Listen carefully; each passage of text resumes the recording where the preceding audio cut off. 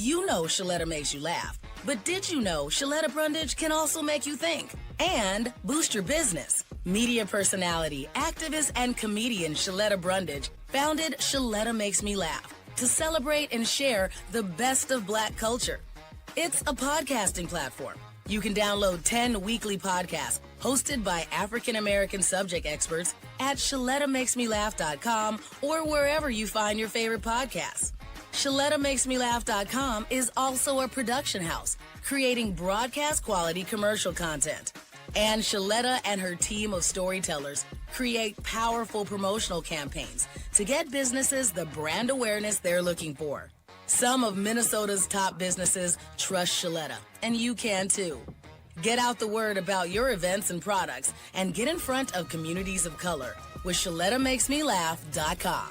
She's got the power to help your business. Want your boss to put some real action behind the rhetoric when they talk about making your workplace more inclusive?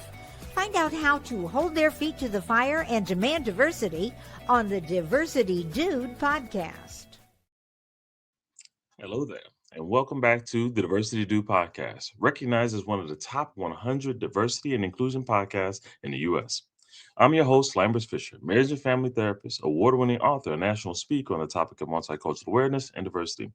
And for even more positive and encouraging tips and strategies, check out my award-winning book, Diversity in Clinical Practice, which offers unique ways to positively address the often divisive topic of multicultural awareness and diversity, equipping helping professionals like you in your efforts to meet the greatest variety of cultural needs possible for those whom you serve. And if you haven't heard it yet, I invite you to visit TED.com and check out my talk called What to Do When You Offend Someone, where I offer a positive and practical perspective on how to navigate unintentional offenses in daily life. To date, it's been viewed over 500,000 times. Check it out for yourself, and if you're encouraged by it as well, share it with a friend. And whether it be through my one-on-one relationship building efforts as a therapist or my informing and empowering efforts as an author and speaker, know that my personal mission is to do my part to improve the world one strengthened relationship at a time.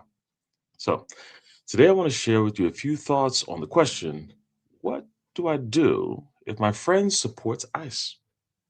Now, I'd like to first offer a little disclaimer. From the title, it can reasonably sound like I'm promoting division between two sides, those who support ICE and those who oppose ICE, with this message supporting those who oppose ICE and consequently judging those who support ICE. I can assure you that's not the case. My goal, as always, is to see the person behind the policies and positions, rather than you universally supporting or ostracizing a side or the people on either side. That being said, if you still choose to continue to listen to the remainder of what I can fit into the brief podcast like this, you will see that while this message seeks to address a specific growing concern of many who oppose ICE actions, intentional efforts to see and understand the people who support ICE are made as well. If you've made it this far without shutting me off, then let's jump in. So, as the ongoing saga of the presence of actions of the U.S. Immigration and Customs Enforcement, also known as ICE, in Minnesota continues, the impact of such is being seen in a variety of ways, from lives being lost and consequent protests, citizens being harassed and made to feel afraid to share their concerns for their others' well-being, or even leave their own home out of fear for their own or their own family's well-being, all the way down to businesses closing, schools transitioning to distance learning, and families struggling to get their basic needs met for fear that if they leave their home just to buy food for their family, they might not get a chance to return. Again, this can all be summarized, focused primarily on the impact of ICE's presence rather than speculating regarding their specific plans or intentions. And still, the reality of these experiences, including life-taking actions by authorities we are told we can trust, are devastating and traumatic, that have many beginning to question who they can trust at all, from political leaders from the top to the bottom, or even their coworkers, their neighbors, friends, or even their family members.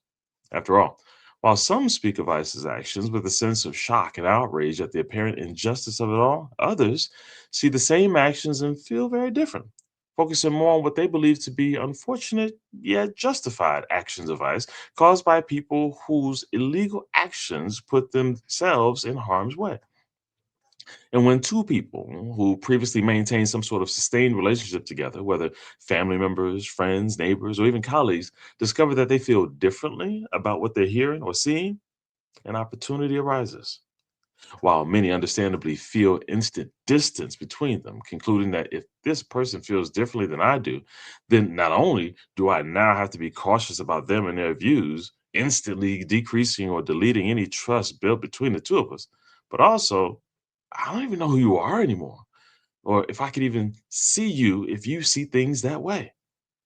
Now, as instantly divisive as this admittedly can be, as a marriage counselor, I've seen committed partners experience legitimate trust shattering caution and immediate distance, only to realize, with a few key misunderstandings clarified, instant distance and hate, as well as irreparable caution and lost trust, doesn't necessarily automatically have to be the case. Sometimes repair is possible. And if that's of interest to you, then I'd like to offer a few considerations that may help. Consideration number one: just because someone supports ICE doesn't mean they actively want you to be harmed. How can this be?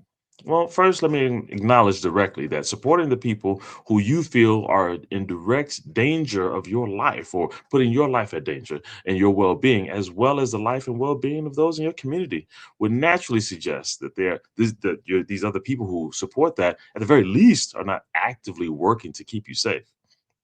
However, when I have had the pleasure of listening to ICE supporters in a therapeutic context, I've been intrigued to hear how many ICE supporters similarly don't want innocent people to be harmed or harassed, but focus their views on what they believe to be reasonable and legitimate needs for some type of standard for immigration and border policies.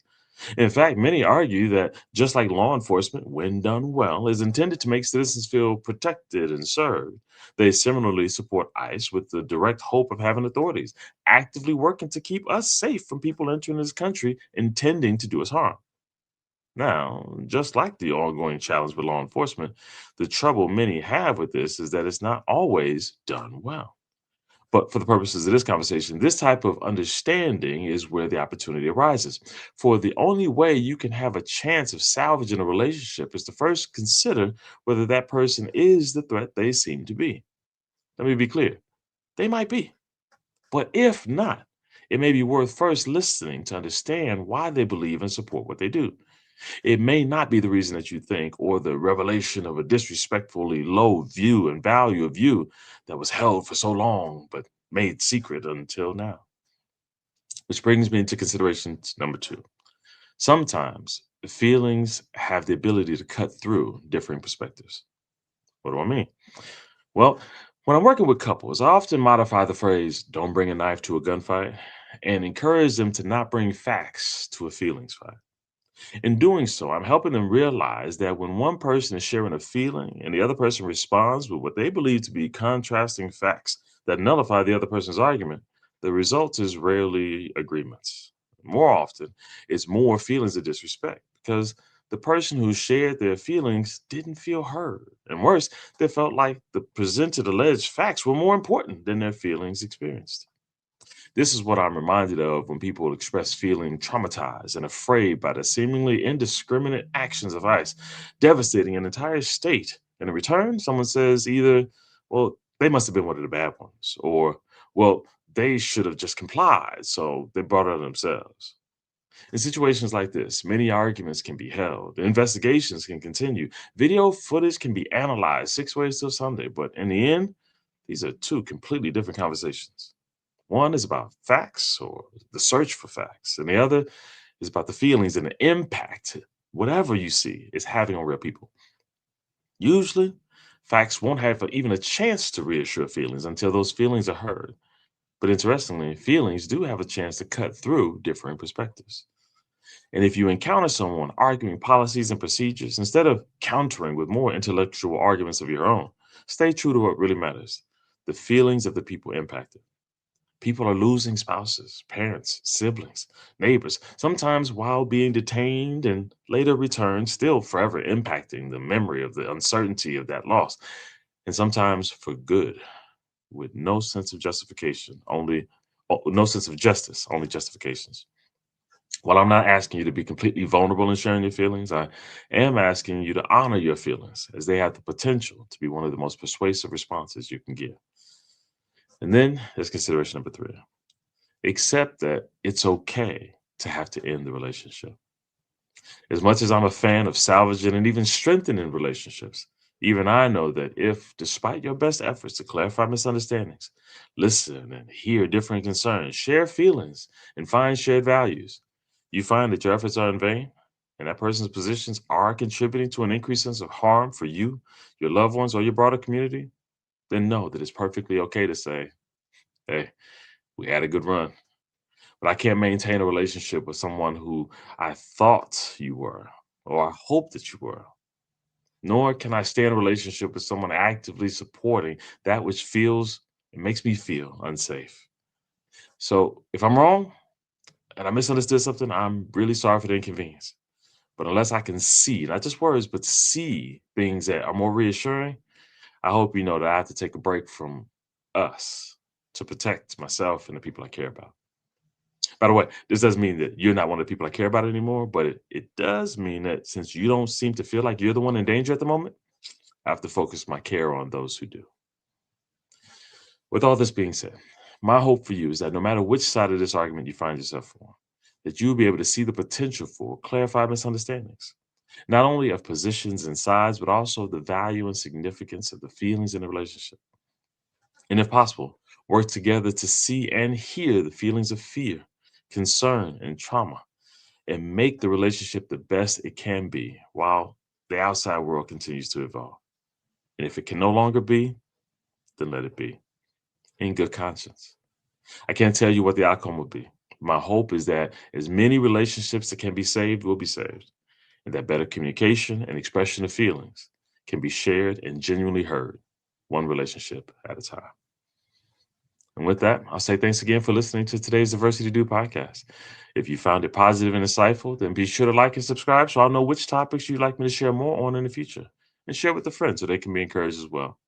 You can also get my free guide for your organization so you can learn how to bring shame-free and empowering strategies for cultivating a culturally safe work environment where you're at, for you and everyone on your team, simply by visiting lambersfisher.com/playbook.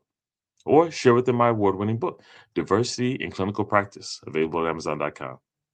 And don't forget to visit TED.com and check out my talk called What to Do When You Offend Someone. I hope it inspires you and that you can share with someone else so that they can be inspired as well. And as usual, I look forward to addressing as many topics as possible in future podcasts to help you improve as many relationships as possible at work, at home, and in your community. And as always, remember this: you don't need to know everything about everyone in order to have a positive impact on someone. Thank you all for tuning in and have a great day. Tune in each week and find out how to demand and implement diversity at your job. To hear more, check out previous Diversity Dude shows on ShalettaMakesMeLaugh.com. I'm Shaletta Brundage. And I'm Patrice Bailey. Food entrepreneurs are struggling right now, but listen, you don't have to do it by yourself. That's right, because the Minnesota Department of Agriculture is here to help. Join us on Monday, February 2nd for a free lunch and learn at 11 o'clock. Wait, did you say free? I said free. That's my favorite word. And you'll love this even better because attendees will get information about grants that help support their farm, food, manufacturing, or cottage food business. Y'all better hurry up and sign up because space is limited. So because of that, go to mda.state.mn.us and go to the events page to get registered. We'll see you there. Want to own a home, especially your first? Well then, welcome home to the Old National Bank Down Payment Assistance Program. We're here to help you from start to finish and make getting a mortgage a little easier. Plus, you may be eligible for up to $15,000 to use toward your down payment. How's that for a little easier? Everyone deserves a place to call home and a bank to help get them there. Connect with an Old National mortgage lender to learn more. Old National Bank. Get old in your new home. Hey, it's your girl Shaletta.